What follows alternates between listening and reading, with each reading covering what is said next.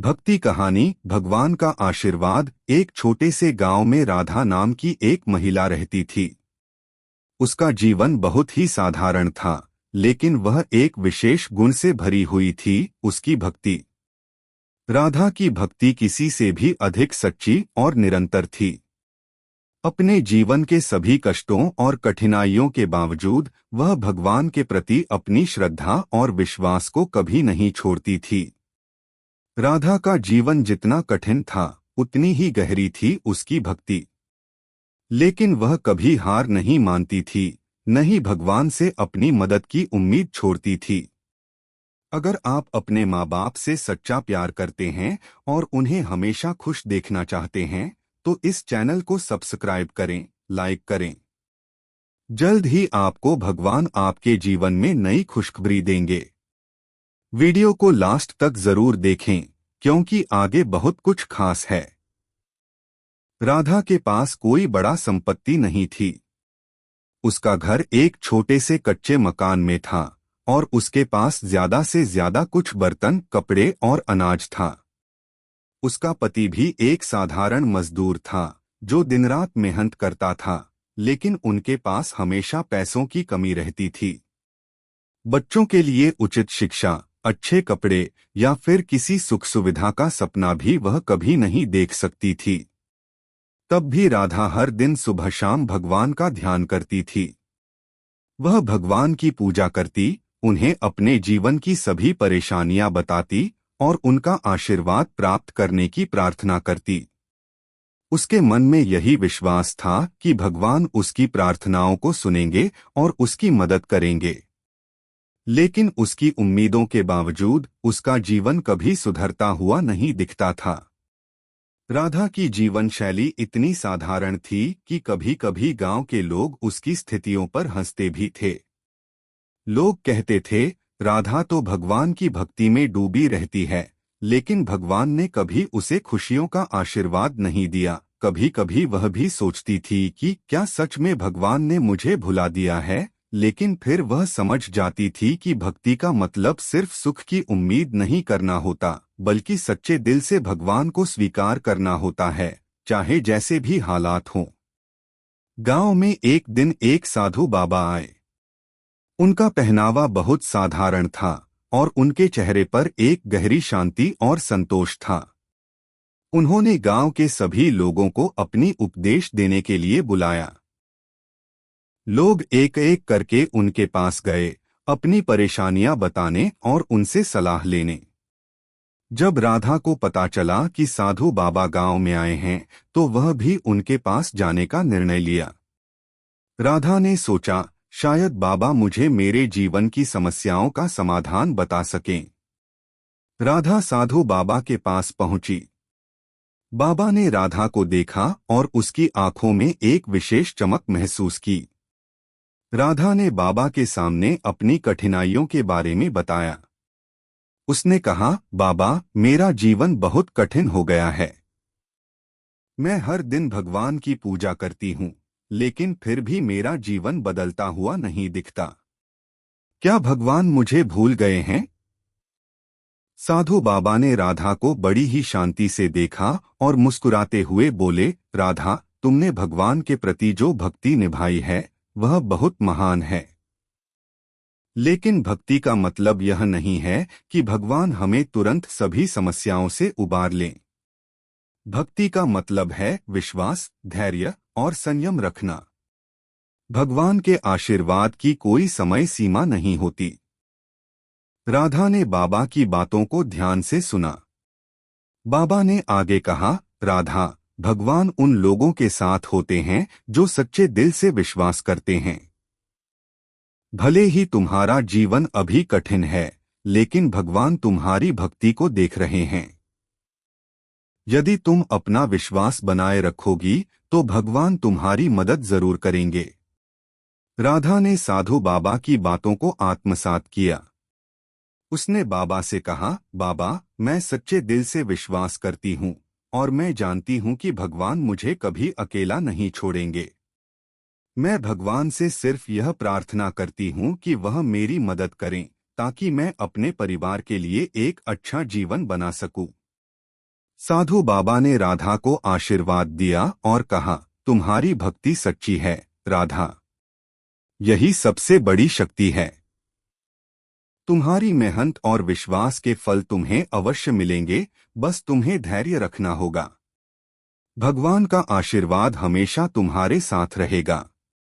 राधा बाबा की बातों से बहुत प्रभावित हुई।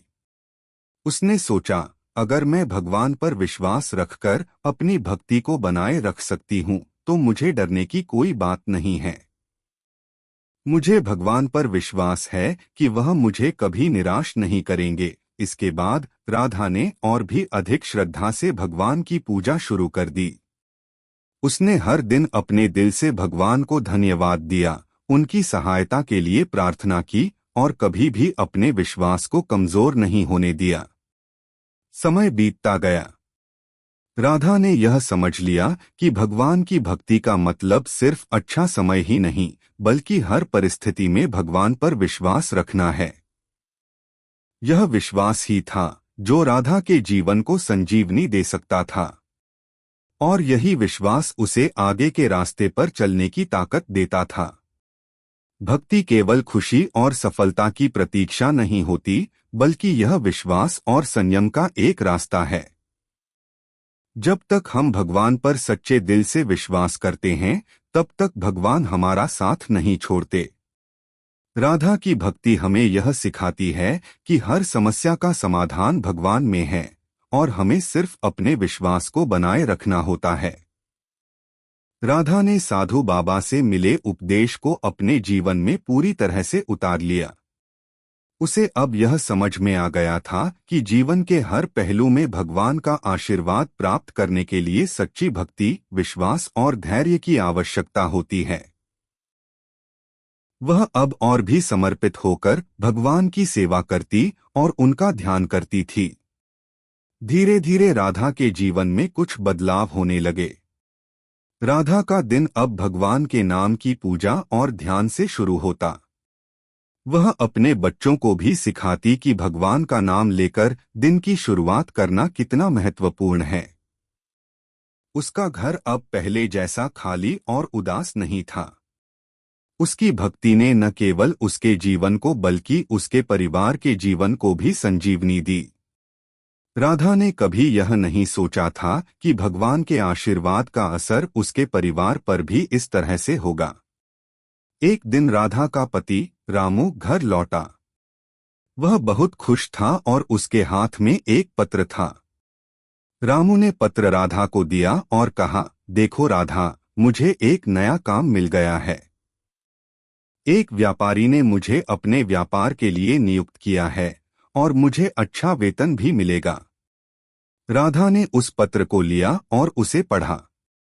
पत्र में लिखा था कि रामू को अब एक बड़े व्यापार में काम मिलेगा और उसे अच्छा वेतन दिया जाएगा। राधा ने भगवान का धन्यवाद किया और अपने दिल से भगवान को आभार व्यक्त किया। उसे अब यह विश्वास हो गया था कि उसकी भक्ति रंग लाई है और भगवान ने उसे उसकी मेहनत और विश्वास के लिए आशीर्वाद दिया है। समय के साथ रामू का काम और भी बढ़ने लगा। वह हर दिन सुबह जल्दी उठकर काम पर जाता और शाम को थकाहारा घर लौटता। लेकिन वह अब पहले जैसा नहीं था। अब उसकी आंखों में एक विशेष चमक थी और उसकी मुस्कान से यह साफ था कि उसकी मेहनत रंग ला रही थी। राधा ने देखा कि अब उसका परिवार पहले से ज्यादा खुश था और उसकी आर्थिक स्थिति भी सुधरने लगी थी। राधा का विश्वास और उसकी भक्ति अब गांव में भी चर्चा का विषय बन गई थी। गांव के लोग राधा की भक्ति को देख रहे थे और उसकी तरह भगवान पर विश्वास रखने की कोशिश कर रहे थे। कुछ लोग राधा से मिलने के लिए आने लगे और भगवान के प्रति उसके सच्चे प्रेम और विश्वास के बारे में जानना चाहते थे। राधा कभी भी किसी को निराश नहीं करती। वह उन्हें समझाती कि भक्ति का सही अर्थ सिर्फ पूजा करना नहीं है, बल्कि भगवान से सच्चा प्रेम और विश्वास रखना है, चाहे हालात जैसे भी हों। एक दिन गांव में फिर से साधु बाबा आए। उन्होंने राधा से मिलकर पूछा, राधा, तुमने भगवान के प्रति जो विश्वास और भक्ति दिखाई वह अद्भुत है। तुम्हारे जीवन में जो बदलाव आ रहे हैं वह बहुत अच्छा है। तुम अब कैसे महसूस करती हो? राधा ने सिर झुकाकर कहा, बाबा, पहले मैं भगवान से हमेशा मदद की उम्मीद करती थी।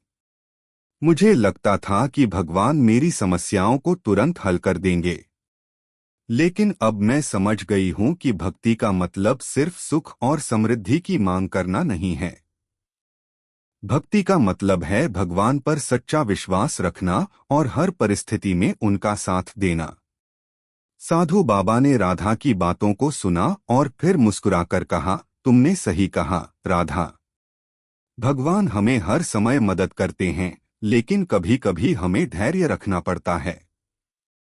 भगवान हमें हमारी मेहनत, भक्ति और विश्वास के अनुसार अपना आशीर्वाद देते हैं। तुमने अपने जीवन में यही किया और अब तुम देख रही हो कि तुम्हारा जीवन बदल गया है।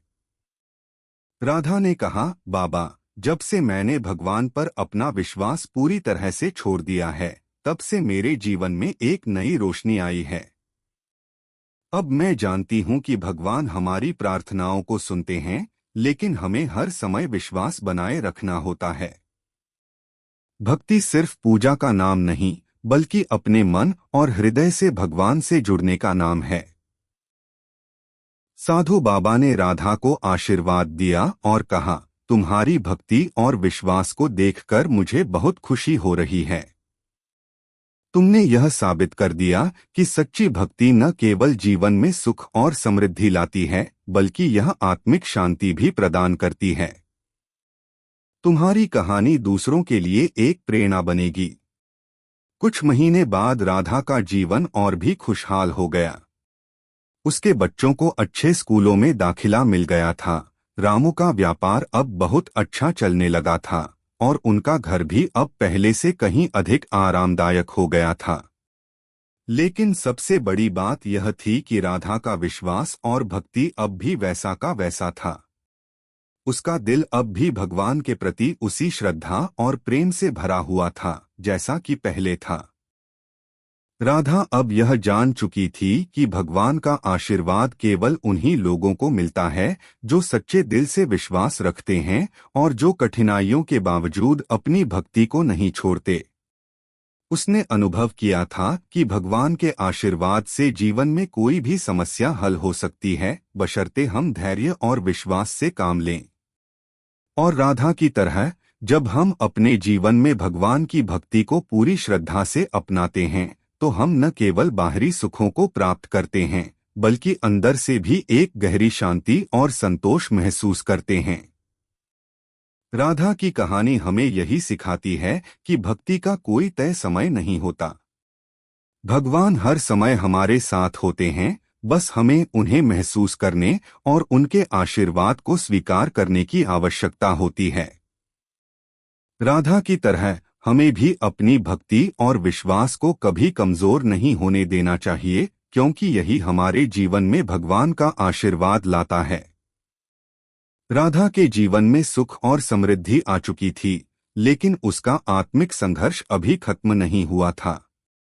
उसने कभी भी भगवान के प्रति अपनी भक्ति में कोई कमी नहीं आने दी और उसका विश्वास अब पहले से कहीं अधिक गहरा हो गया था। लेकिन एक दिन राधा को यह एहसास हुआ कि उसकी भक्ति का एक और गहरा पहलू है जिसे उसने अब तक पूरी तरह से नहीं समझा था। राधा के जीवन में तब एक नया मोड़ आया जब गांव में एक बड़ा तूफान आया। तेज हवाएं चलीं, बारिश का पानी सैलाब की तरह बहने लगा और गांव के कई घरों में पानी घुस गया। राधा के घर का भी कुछ हिस्सा जलमग्न हो गया था। राधा और उसके परिवार के लिए यह एक नई चुनौती थी और यह समय था जब उसकी भक्ति और विश्वास की असली परीक्षा होनी थी। राधा और उसका परिवार उस रात पानी के कारण एक कमरे में सिमट कर बैठ गए थे। रामू भी चिंता में डूबा हुआ था। उसके मन में डर था कि कहीं उनके घर का सारा सामान बर्बाद न हो जाए। राधा ने रामू को शांत करते हुए कहा, डरो मत, भगवान हमारे साथ हैं। यह सब केवल एक परीक्षा है। हमें उनकी भक्ति और विश्वास से उनका आशीर्वाद प्राप्त करना है। राधा का आत्मविश्वास देखकर रामू थोड़ी राहत महसूस करने लगा। राधा ने अपने बच्चों से कहा, तुम सब भगवान का नाम लो और हम उनके साथ हैं। हमें यह कठिन समय पार करना होगा, लेकिन भगवान हमारे साथ हैं और वह हमें इस कठिनाई से उबारेंगे। जब तूफान थम गया और पानी धीरे धीरे कम होने लगा तो गांव के लोग बाहर निकले। राधा और उसका परिवार भी बाहर गए। राधा ने देखा कि बहुत से घरों में काफी नुकसान हुआ था। कुछ घर पूरी तरह से जलकर राख हो गए थे और बहुत से लोग अपनी जमा पूंजी और सामान खो चुके थे। राधा का दिल भर आया, लेकिन वह जानती थी कि उसे खुद को और अपने परिवार को संभालने के लिए भगवान पर विश्वास बनाए रखना होगा। तभी गांव के लोग राधा के पास आए। एक व्यक्ति ने कहा, राधा, तुम्हारा घर सुरक्षित है, तुम दोनों के पास इतने दिन से कोई बड़ी मुश्किल नहीं आई। तुम्हारे घर का नुकसान भी बहुत कम हुआ है। तुम्हारा क्या राज है? तुम हमेशा शांति में क्यों रहती हो? राधा मुस्कुराई और बोली, यह सब भगवान का आशीर्वाद है। हम जो कुछ भी हैं वह भगवान की कृपा से हैं। हमें जितनी भी मुश्किलें आईं, भगवान ने हमें सहने की शक्ति दी। आज हमें यह समझने का अवसर मिला है कि भगवान हमें किसी भी कठिनाई से उबारने की शक्ति रखते हैं, अगर हम उनके प्रति विश्वास और धैर्य बनाए रखें। गांव के लोग राधा की बातों से प्रेरित हुए। उन्होंने राधा से पूछा कि वह अपनी भक्ति को कैसे बनाए रखती है, जबकि जीवन में इतने कष्ट हैं। राधा ने उन्हें बताया, भक्ति का मतलब केवल अच्छे समय में भगवान से आशीर्वाद लेना नहीं है। भक्ति का असली मतलब है, चाहे जैसी भी परिस्थिति हो, भगवान का नाम लेना और उनसे सही मार्गदर्शन की उम्मीद करना। भगवान हमारे जीवन में हर कदम पर हमें साथ देते हैं और हमें केवल उनका विश्वास बनाए रखना होता है। राधा ने गांव के लोगों से कहा, भक्ति का अर्थ केवल पूजा करना नहीं है। यह एक आंतरिक स्थिति है जिसमें हम भगवान के साथ एक गहरी और सच्ची कनेक्शन महसूस करते हैं। जब हम खुद को पूरी तरह से भगवान के हवाले कर देते हैं तो हमें हर समस्या का समाधान मिल जाता है। राधा की बातें सुनकर गांव के लोग धीरे धीरे उसकी भक्ति से प्रभावित होने लगे। वे भगवान पर विश्वास रखने की कोशिश करने लगे और जीवन में कठिनाइयों का सामना करने के लिए धैर्य और संयम अपनाने लगे। राधा ने यह महसूस किया कि भगवान का आशीर्वाद केवल उनके परिवार के लिए ही नहीं, बल्कि उनके आसपास के लोगों के लिए भी था। भगवान ने उन्हें एक ऐसा मार्ग दिखाया था जिस पर चलकर वे न केवल अपने जीवन को बेहतर बना सकते थे, बल्कि दूसरों की मदद भी कर सकते थे। कुछ समय बाद राधा ने अपने परिवार के लिए एक नया घर बनाने का सोचा। उसने रामू से कहा, हमारे पास भगवान का आशीर्वाद है और अब हमें एक मजबूत घर बनाना चाहिए ताकि भविष्य में हम किसी भी आपदा से बच सकें। रामू ने राधा की बात मानी और नए घर की योजना बनाई। दोनों ने मिलकर उस नए घर के निर्माण के लिए योजना बनाई और जैसे जैसे घर बनता गया, राधा का विश्वास और मजबूत होता गया। वह जानती थी कि भगवान उनके साथ हैं और उन्होंने यह महसूस किया कि उनका जीवन अब एक नए अध्याय में प्रवेश कर रहा था। नया घर बनने के बाद राधा और रामू ने गांव में एक छोटा सा मंदिर बनवाया जहां लोग आकर भगवान की पूजा कर सकते थे। राधा ने अपने बच्चों को सिखाया कि भगवान के प्रति सच्ची भक्ति का रास्ता केवल पूजा करने से नहीं, बल्कि अपने जीवन को एक सही दिशा में ले जाने से है। उन्होंने गांव के लोगों को भी यह बताया कि भक्ति एक आंतरिक प्रक्रिया है जो हर इंसान को अपने अंदर से शुरू करनी होती है। जब हम भगवान के साथ एक गहरे संबंध को महसूस करते हैं, तब हमें हर कठिनाई का सामना करने की शक्ति मिलती है। इस प्रकार राधा की भक्ति और विश्वास न केवल उसके परिवार के लिए बल्कि पूरे गांव के लिए एक प्रेरणा बन गई। वह जानती थी कि भगवान के आशीर्वाद से ही जीवन में सच्ची शांति और सुख संभव है। उसका जीवन अब सच्ची भक्ति का प्रतीक बन चुका था। राधा की कहानी यह सिखाती है कि भगवान के आशीर्वाद का सबसे बड़ा रहस्य है विश्वास, धैर्य और सच्ची भक्ति। जब हम इन तीनों को अपने जीवन में उतारते हैं तो भगवान का आशीर्वाद हमें हर कदम पर मिलता है। राधा के जीवन में बदलाव आ चुका था। उसका परिवार खुशहाल था और उसने अब पूरी तरह से यह समझ लिया था कि भगवान के आशीर्वाद का असली मतलब क्या होता है। अब राधा का जीवन पहले से भी ज्यादा संतुष्ट और शांतिपूर्ण हो गया था। लेकिन एक दिन राधा को यह एहसास हुआ कि भगवान का आशीर्वाद न केवल उसे और उसके परिवार को चाहिए बल्कि उसे अब इस आशीर्वाद को औरों के साथ साझा करना चाहिए। गांव में एक समय ऐसा आया जब कुछ लोगों को भी जीवन की कठिनाइयां झेलनी पड़ी। एक परिवार था जिनका मुख्य सदस्य एक वृद्ध व्यक्ति था जिसका नाम शंकर था। शंकर और उनका परिवार बहुत गरीब था। वह शारीरिक रूप से भी कमजोर हो चुके थे और उनका जीवन बहुत मुश्किलों में बीत रहा था। शंकर का परिवार दीनहीन अवस्था में जी रहा था और वे भगवान से अपने कष्टों का निवारण करने की प्रार्थना करते थे। लेकिन उनकी किसी भी प्रार्थना का जवाब नहीं मिल रहा था और वे निराश हो गए थे। राधा ने एक दिन शंकर के परिवार की हालत देखी और उन्हें भगवान के बारे में अपनी समझ और अनुभव साझा करने का निर्णय लिया।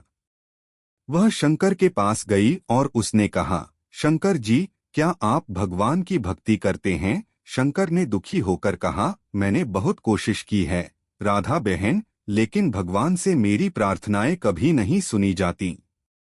हम तो अब थक चुके हैं। जीवन की मुश्किलों का सामना करने के लिए अब कुछ उम्मीद नहीं बची है।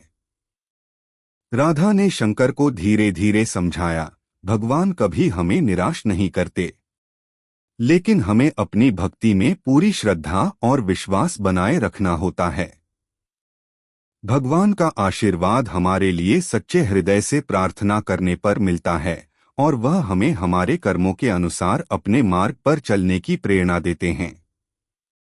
अगर आप हर दिन अपने हृदय से भगवान से कुछ क्षण के लिए प्रार्थना करेंगे तो मुझे पूरा विश्वास है कि भगवान आपकी मदद करेंगे।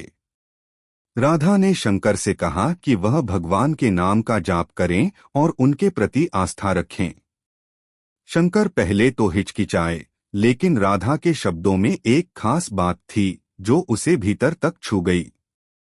उसने सोचा कि शायद यह आखिरी प्रयास हो और अगर भगवान से सच्चे मन से मदद मांगी जाए तो शायद वह उसकी मदद करेंगे। राधा ने शंकर को भगवान की भक्ति के कुछ सरल उपाय बताए। उसने शंकर को बताया कि भक्ति केवल पूजा में नहीं बल्कि हर दिन अपने दिल से भगवान का नाम लेने और विश्वास रखने में है।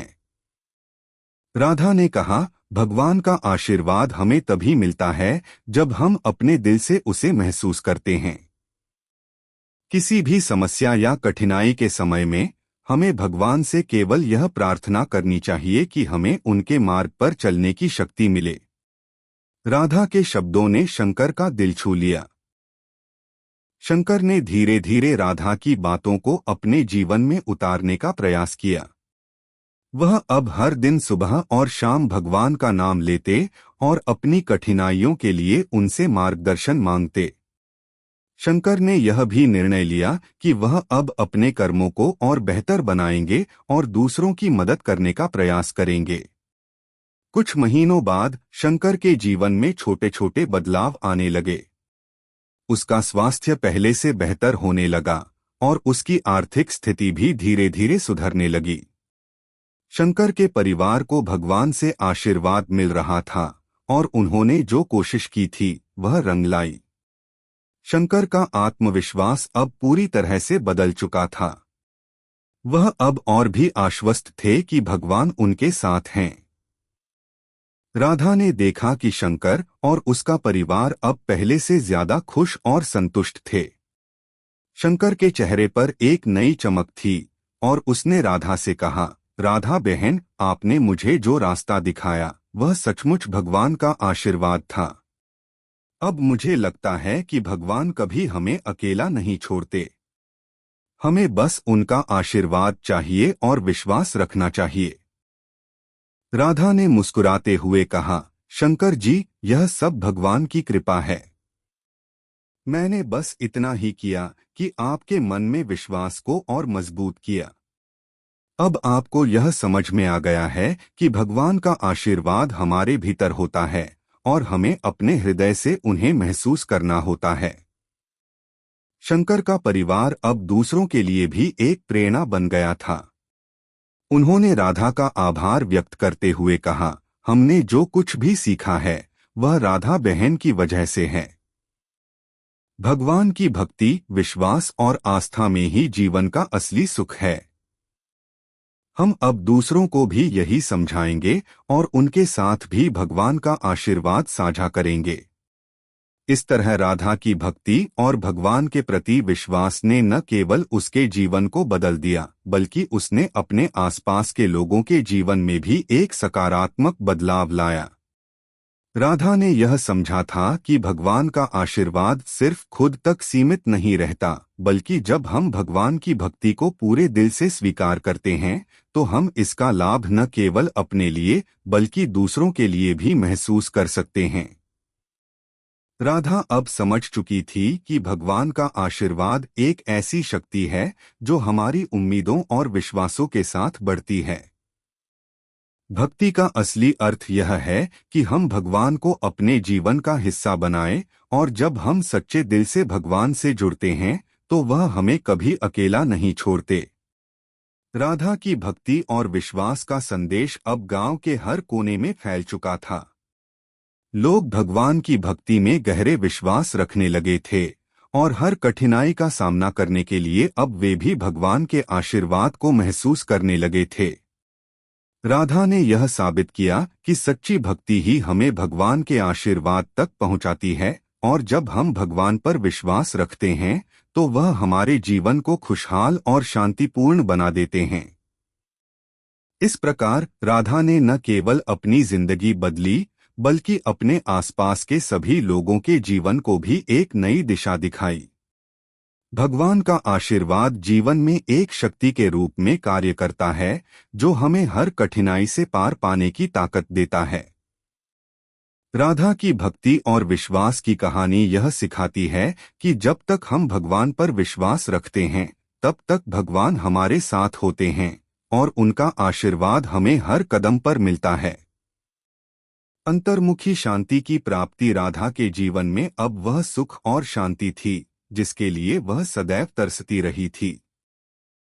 उसका विश्वास, उसका भक्ति मार्ग और भगवान पर उसका अडिग भरोसा उसे जीवन की कठिनाइयों से उबारने में कामयाब रहा। लेकिन एक दिन राधा को यह एहसास हुआ कि भक्ति केवल बाहरी शांति का स्रोत नहीं होती, बल्कि यह एक आंतरिक शांति की प्राप्ति का मार्ग भी है जो व्यक्ति को उसके भीतर से जुड़ी हर चुनौती से मुक्त कर सकता है। राधा का जीवन अब बहुत संतुलित और शांतिपूर्ण था।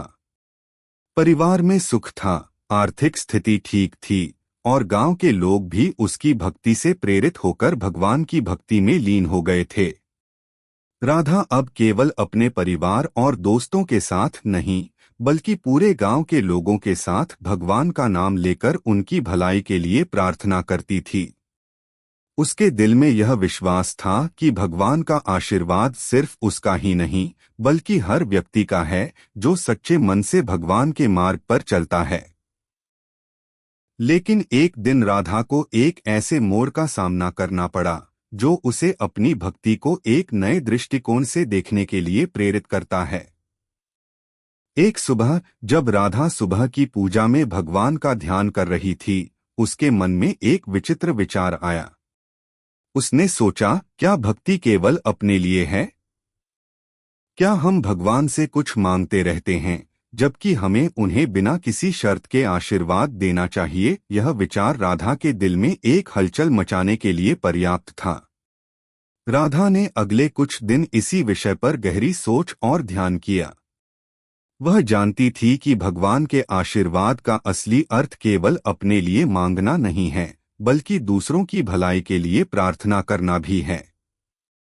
उसे यह समझ में आया कि अगर वह केवल अपने सुख और समृद्धि की प्रार्थना करती है, तो वह भगवान के आशीर्वाद को पूरी तरह से ग्रहण नहीं कर सकती।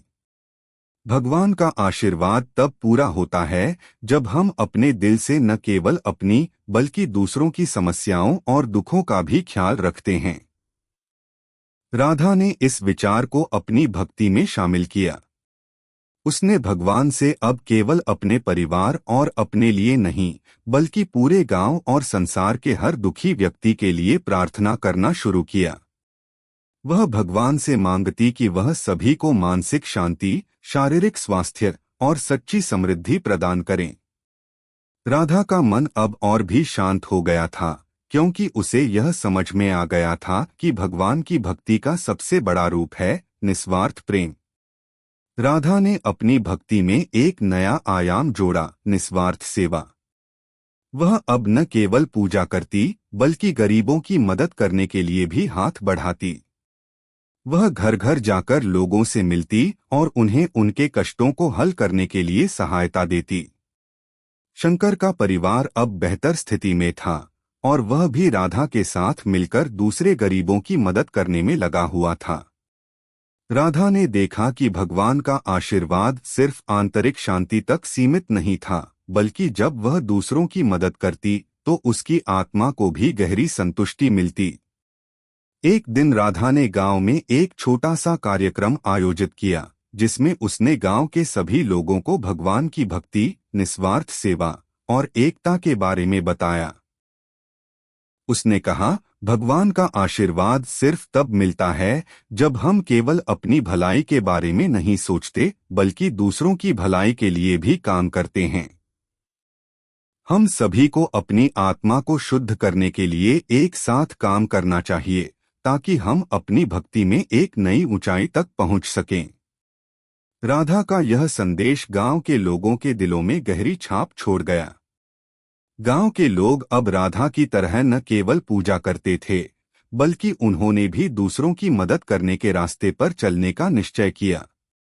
गांव में एक नया बदलाव आ चुका था। लोग अब एक दूसरे के दुखों को समझते थे और मिलकर उन्हें दूर करने की कोशिश करते थे। राधा के इस बदलाव ने उसे आत्मिक शांति की एक नई समझ दी। वह जान चुकी थी कि भगवान का आशीर्वाद तभी पूरा होता है जब हम दूसरों के लिए कुछ अच्छा करने का प्रयास करते हैं।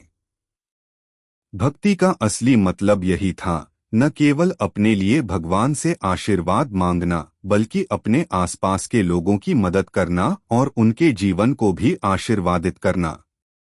राधा ने महसूस किया कि उसकी भक्ति अब केवल एक साधना नहीं थी, बल्कि यह एक मिशन बन चुकी थी, एक मिशन जहां वह न केवल अपने लिए बल्कि पूरी दुनिया के लिए भगवान से आशीर्वाद मांगती थी। राधा की भक्ति अब न केवल उसकी आत्मा को संतुष्टि देती थी, बल्कि उसे एक महान उद्देश्य भी प्रदान कर रही थी। वह जानती थी कि भगवान का आशीर्वाद जब सच्चे दिल से दिया जाता है, तो वह न केवल हमारे जीवन में सुख और समृद्धि लाता है, बल्कि वह दूसरों के जीवन को भी बदल सकता है।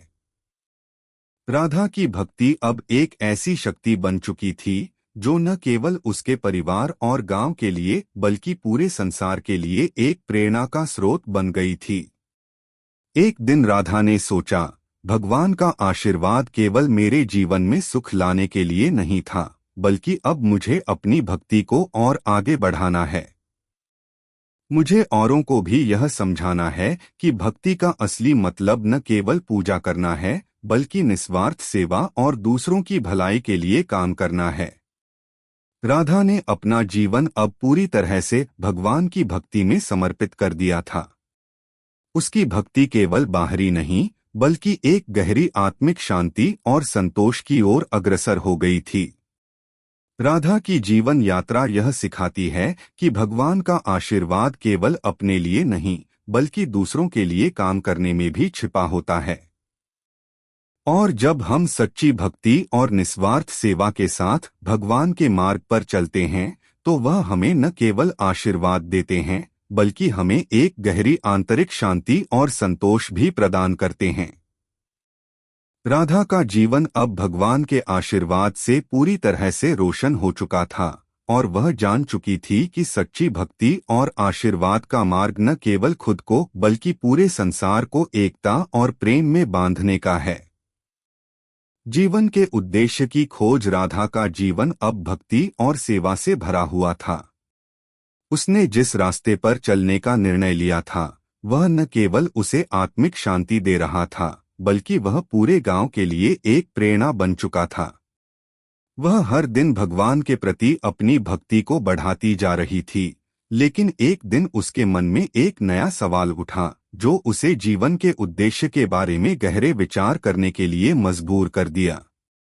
राधा सोचने लगी, क्या सचमुच भक्ति का उद्देश्य सिर्फ अपनी आत्मा को शुद्ध करना और भगवान से आशीर्वाद प्राप्त करना है, या फिर भगवान का आशीर्वाद हमें कुछ बड़ा करने के लिए प्रेरित करता है?